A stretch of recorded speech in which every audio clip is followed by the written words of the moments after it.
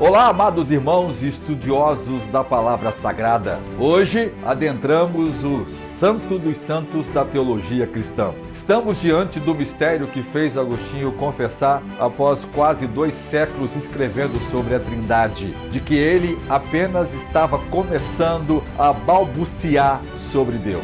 O mistério que levou Gregório de Nazianzo a declarar: não posso pensar no um sem ser imediatamente circundado pelo esplendor dos três.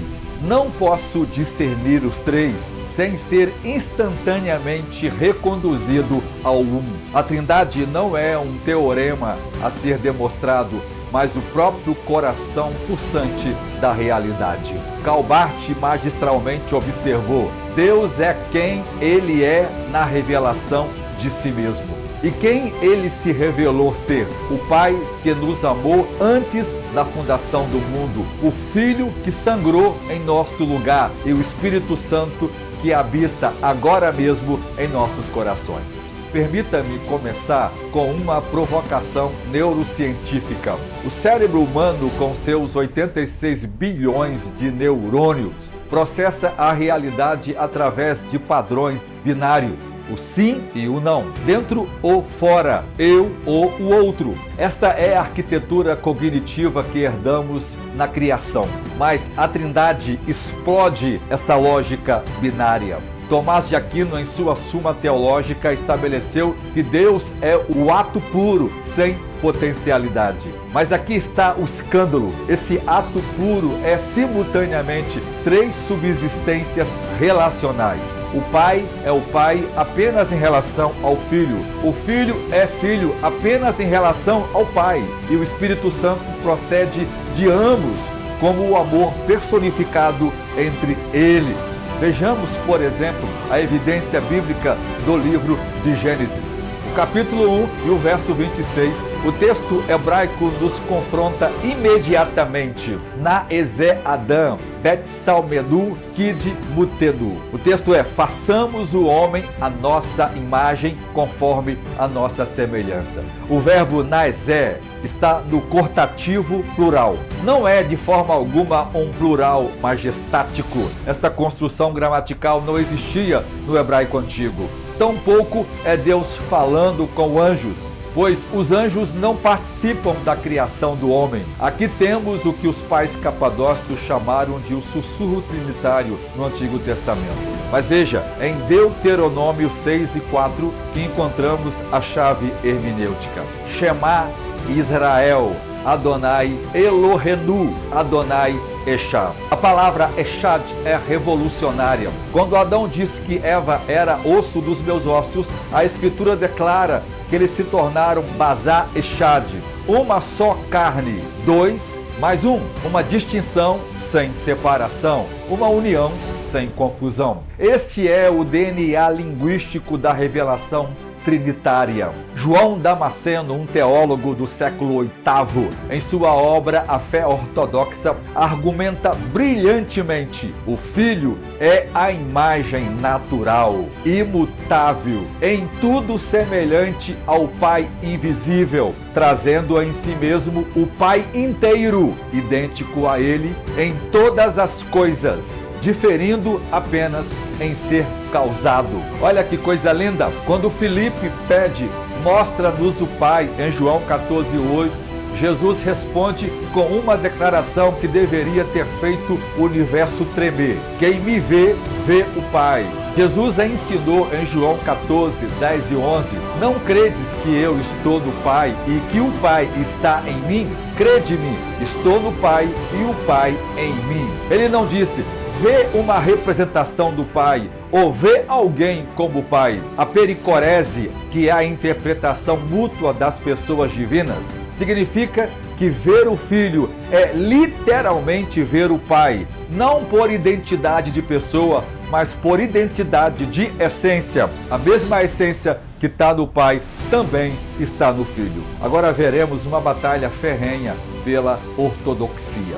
Em 318 d.C., em Alexandria, um presbítero chamado Ário começou a pregar: Sua mensagem era sedutoramente lógica. Se o Filho foi gerado, houve um tempo em que não existia. E se houvesse um tempo em que ele não existia, então ele foi criado. E se foi criado, então ele não é Deus.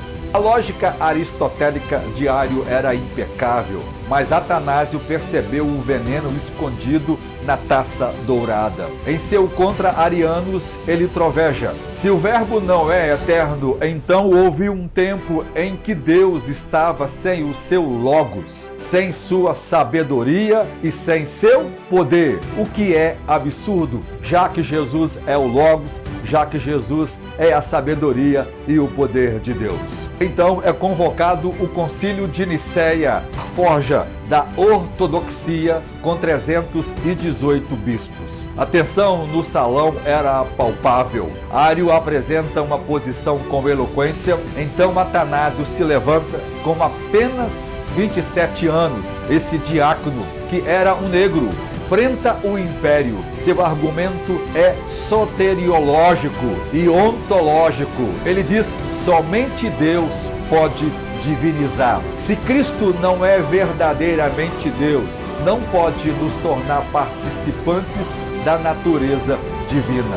Se ele é uma criatura, por mais exaltada que seja, adorá-lo é idolatria. O concílio responde com o homousios, consubstancial. É uma palavra que não estava na escritura, mas que protegia a verdade escriturística.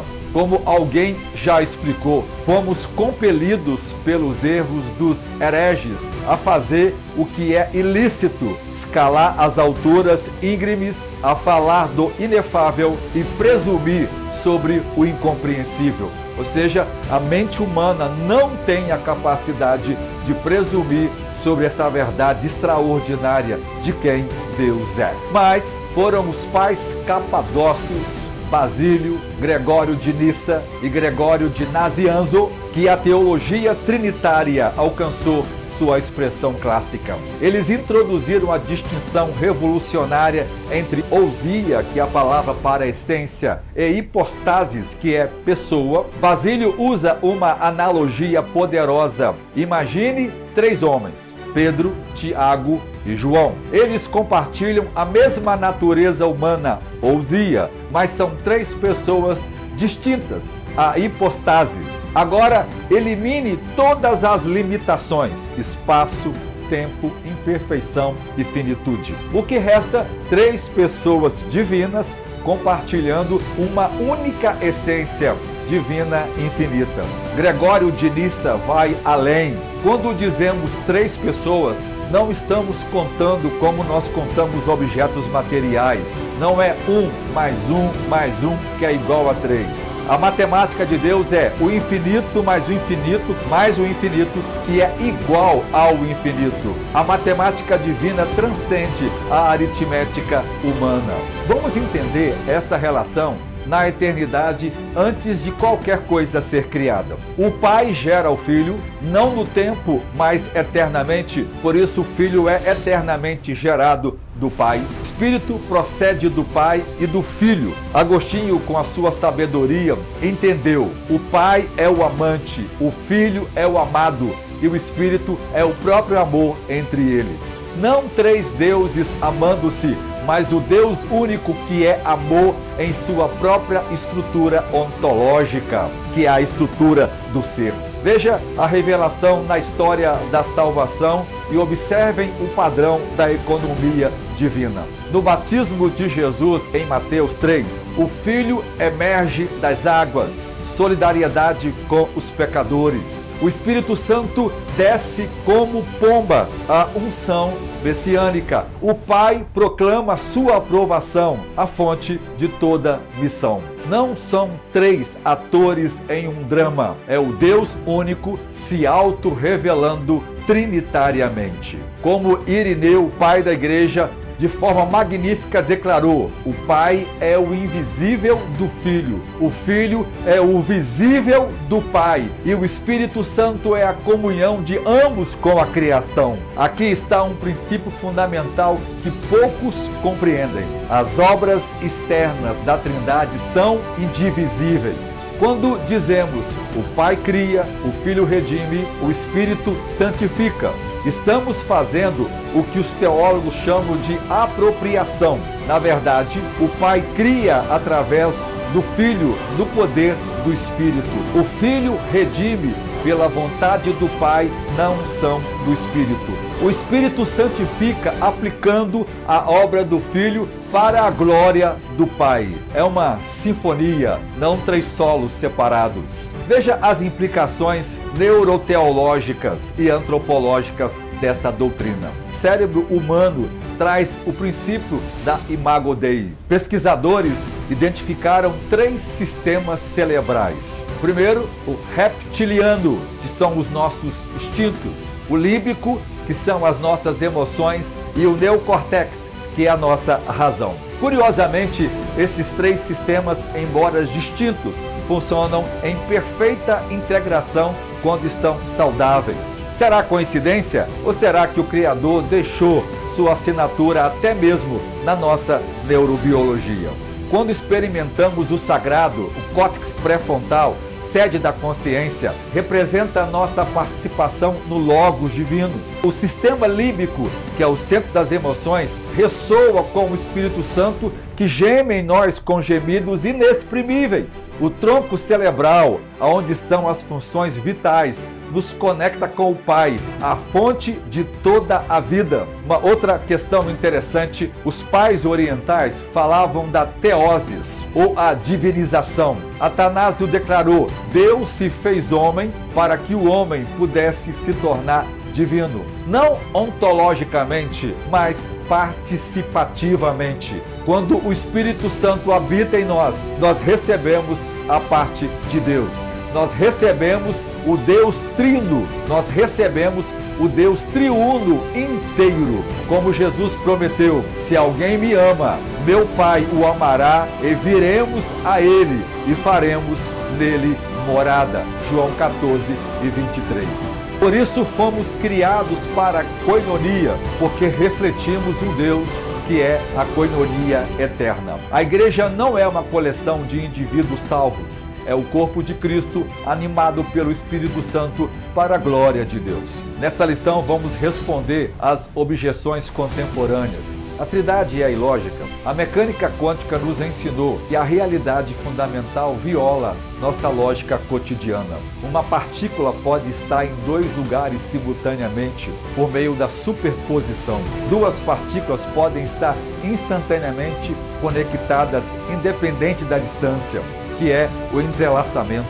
Se a realidade física transcende nossa lógica, quanto mais o Criador. Como Tertuliano ousadamente declarou: credo quia absurdo, não crendo no irracional, mas no suprarracional. Outra acusação feita contra a doutrina da Trindade é que ela é uma corrupção da visão grega do evangelho judaico. Mas isso despreza de que a doutrina cristã colide frontalmente com a visão grega da filosofia. O Deus dos filósofos não podia sofrer. O Deus triuno sofreu na cruz. O Deus de Aristóteles não podia mudar. O Deus triuno se encarnou. O Deus do platonismo não podia amar o material. O Deus triuno ressuscitou corporalmente. O Deus triuno não é uma versão do monoteísmo. O monoteísmo é uma versão reduzida do Deus triuno.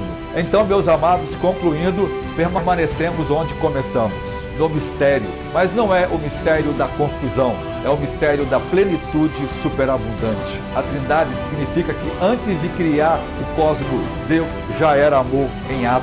Antes de nos ouvir, Deus já era o diálogo eterno. Antes de nos abraçar, Deus já era a comunhão perfeita. Quando Moisés pediu para ver a glória de Deus, ele viu apenas as suas costas. Nós vimos sua face na face de Jesus Cristo. Esta face revela não um monarca solitário, mas uma comunidade de amor infinito. Termino com as palavras de Gregório de Nazianzo: Desde que comecei a contemplar a Trindade, sua imensurável luz inundou minha alma. Desde então, perdi a capacidade de pensar ou falar de qualquer outra coisa. A Trindade é meu princípio, a Trindade é meu fim. Nela me volvo, nela me movo, nela respiro, nela existo. Que esta luz ilumine nossas mentes, inflame nossos corações e transforme nossas vidas. Em nome do Pai, fonte de todo o ser, e do Filho, Logos eterno feito carne, e do Espírito Santo, o sopro vivificador. Deus abençoe vocês, que vocês possam aprender muito ao longo dessa aula e de todas as outras que virão.